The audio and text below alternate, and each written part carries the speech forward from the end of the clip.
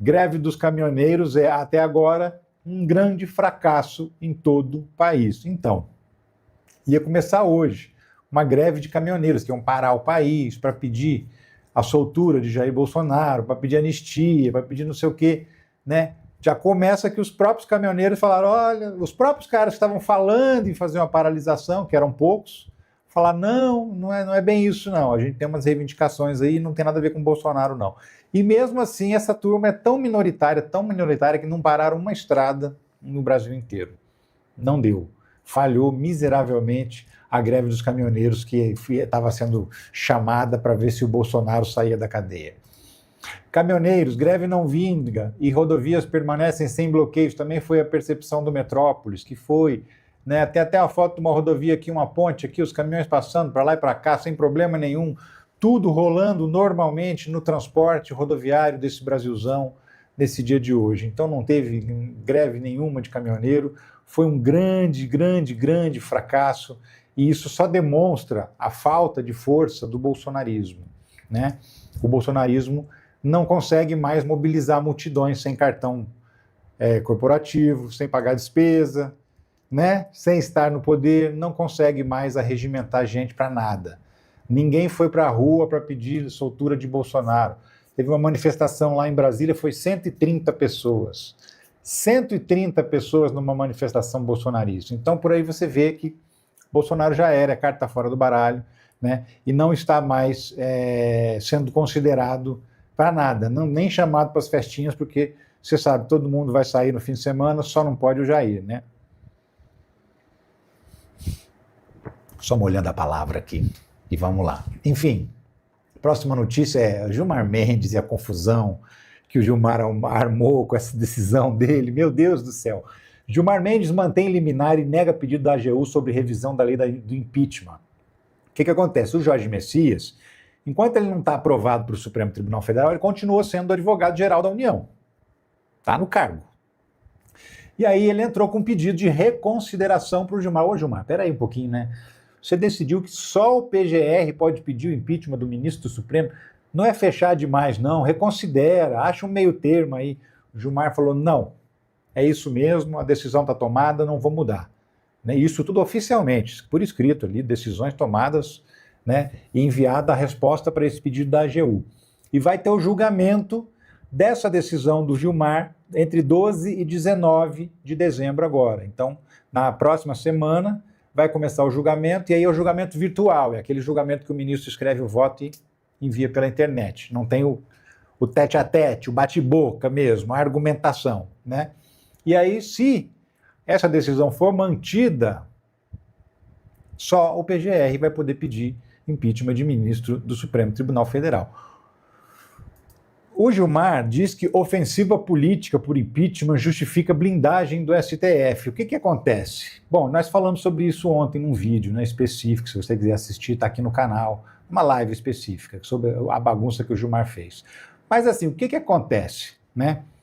Existem hoje 81 pedidos de impeachment de ministros do Supremo Tribunal Federal. 81. Só do Xandão deve ter uns 30. Do Flávio, tem 20 do Barroso. O Barroso saiu, acabou o impeachment dele. Do Flávio Dino, que acabou de entrar, gente. Acabou de entrar, já tem 8 pedidos de impeachment contra ele. O que é isso, se não intimidação do juiz? Exatamente. E aí é o seguinte, agora, para 2026, existe um plano bolsonarista de eleger bastante senadores, dominar o Senado e promover impeachment de ministros com base em quê? Com base nas suas decisões, o que não pode. E esse monte de pedidos de impeachment é o argumento jurídico usado para derrubar os ministros. Então, os caras não podem ficar com a faca no pescoço, porque eles são a justiça. É por isso que o juiz é protegido, ele não pode ser movido, transferido de uma cidade para outra, ser punido por conta de decisões que ele toma. Ele pode ser punido por conta de crimes que ele comete, mas decisões não cabe argumentação, não cabe discussão de uma decisão judicial. Cabe apenas o cumprimento. É assim que funciona na democracia, né? E aí, ó, a Cleusa Nascimento está falando comigo aqui, ó. Hoje estive na rodovia Dom Pedro. Só vi um caminhão parado na rodovia porque estava quebrado. Em Indaiatuba, São Paulo. Tá vendo aí? Não deu para nada. Ó, obrigado pelo superchat, viu, Cleusa? Se você quiser participar também, participe, manda sua mensagem que a gente coloca no ar aqui, a galera vai que vai, né? E é isso. Mas enfim, onde eu estava? Sim, então. E aí, para 2026, tem esse plano de promover, tem gente fazendo campanha eleitoral já prometendo impeachment de ministro do Supremo Tribunal Federal. Fazendo campanha, e a promessa de campanha é impeachment do ministro do Supremo.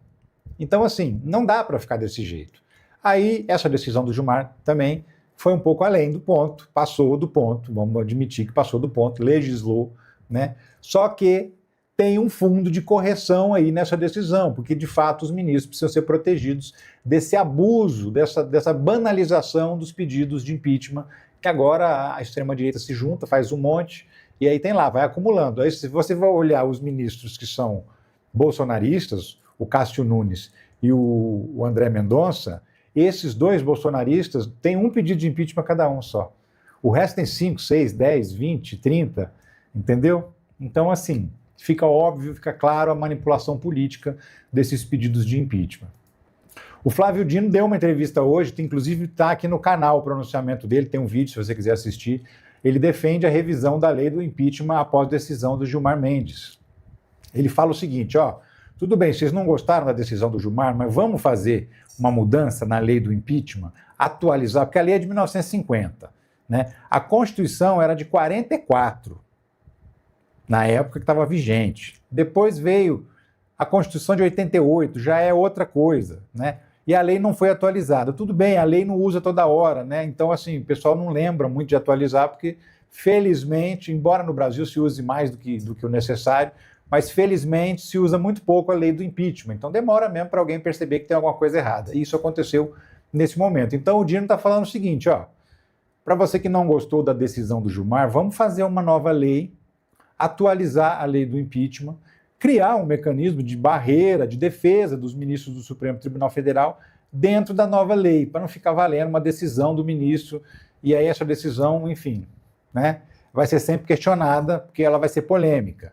Então, nessas circunstâncias todas, o Dino defendeu a posição do Gilmar, disse que está certo, que tem que criar uma proteção, porém ele considera que o ideal seja uma lei, uma nova lei do impeachment, atualizada para 2025. A gente está falando de uma lei de 75 anos.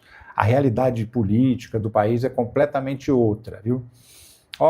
A Shirlinha Santos mandou uma assinatura e a Neide Camelo recebeu a assinatura. Obrigado, Shirlinha, pelo presente que você mandou para os assinantes do canal aqui, para os nossos usuários, nossos telespectadores, espectadores, tele não, porque nem todo mundo está na televisão, embora uma grande parte das pessoas assistam esse canal pela TV, diga-se de passagem, né? Mas, enfim, a galera está aqui podendo curtir, compartilhar e mandar assinatura de presente. Muito obrigado para você que enviou, então, Shirlinha lá de Sumaré, né? Que eu mandei um abraço logo no começo.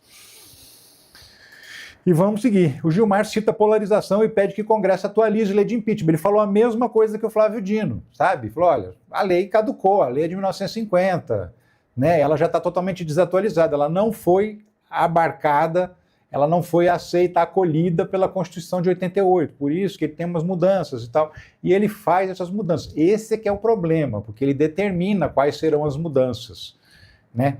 Ele legisla, vamos combinar que legislou, mas legislou em cima de uma situação que é de um risco real de ameaça aos ministros do Supremo Tribunal Federal. No fundo, é uma forma de pressionar os deputados e senadores para eles fazerem a lei, para eles atualizarem essa lei e aí, na construção dessa lei, criar um mecanismo que proteja mais os ministros do Supremo Tribunal Federal, que senão vira essa bagunça, essa casa da mãe Joana que está virando os pedidos de impeachment. Aí pega lá um senador, um Senado com maioria bolsonarista, elege um presidente bolsonarista, esse presidente aceita o pedido de impeachment, babau, pronto, já afastou o ministro. E afastou pelo quê? Por motivos técnicos? Porque ele cometeu algum tipo de irregularidade? Não, porque ele tomou uma decisão e essa decisão não foi de gosto da galera que tem maioria no Senado. Então você imagina, todo ministro ficaria pressionado, o ministro do Supremo, que tem que ter total independência, ia ter que buscar maioria no Senado, para não ser cassado, para não perder o cargo. Então, é claro que isso não tem como dar certo, e é por isso que o Gilmar Mendes foi no embalo do Flávio Dino e falou, olha, vamos atualizar a lei que é fundamental, né? Gilmar, limitação a impeachment de ministro se justifica por campanhas eleitorais para a maioria no Senado contra a STF. É isso, tem candidato que vai ser candidato ao Senado ano que vem que já está fazendo campanha e falando, não, nós vamos derrubar o Xandão. Isso é promessa de campanha, né? Que é você colocar a faca no pescoço do ministro do Supremo Tribunal Federal. Na democracia isso não pode, isso é inaceitável, isso não funciona. E não pode funcionar mesmo, porque a justiça é quem dá a última palavra em qualquer situação. Isso em qualquer democracia. Não é diferente aqui no Brasil, né? O que está se criando é uma ferramenta que vai deixar o ministro inseguro no cargo. E a última coisa que uma pessoa que decide pode sentir é insegurança para tomar aquela decisão, mesmo que aquela decisão desagrade um monte de gente, eventualmente até desagrade a maioria. A justiça ela não está aqui para agradar a maioria. Ela está aqui para fazer cumprir as leis, né? E cumprir a Constituição brasileira. Então, muitas vezes, uma decisão vai ser contra a vontade da maioria. Vai ter gente que vai ficar revoltada como está revoltada agora, né? E isso não muda absolutamente nada. A democracia continua funcionando desse jeito, porque é desse jeito que é o melhor sistema político possível. Depois de todos os outros, que, né, a democracia tem defeitos, tem problemas, tem furos, tem uns buracos que tem que consertar e tal, mas ainda assim é o melhor sistema de governo possível que a gente possa ter um mínimo de respeito à dignidade e à igualdade entre as pessoas, né? Tem um recado do Edu Moreira para você que eu vou deixar aqui, tá? Eu vou, mas eu volto a qualquer momento com outras notícias sobre a política, a justiça e a economia do Brasil e do mundo. Um abraço para você, meu amigo e minha amiga. Tchau. Imagina juntar Nancy Fraser, uma das maiores intelectuais do planeta, com Álvaro Lineira, ex-vice-presidente da Bolívia, com Elias Jabbour, com Gessé Souza, com Vladimir Safatli e com alguns dos maiores intelectuais vivos do planeta para ensinar uma pós-graduação de um curso que nunca foi dado no Brasil, que vai ser oferecido por um preço quase que simbólico para as pessoas. É o ICL fazendo história novamente. Pela primeira vez esse curso no Brasil, um curso que é muito demandado fora do país e que até hoje não tinha sido oferecido aqui. A gente resolveu oferecer só com os melhores professores do mundo para vocês. Se quiser saber todos os detalhes e de repente se inscrever para fazer esse curso, fazer história e se qualificar de uma forma incrível, só clicar no link aqui embaixo. As vagas estão acabando. Faça sua inscrição agora.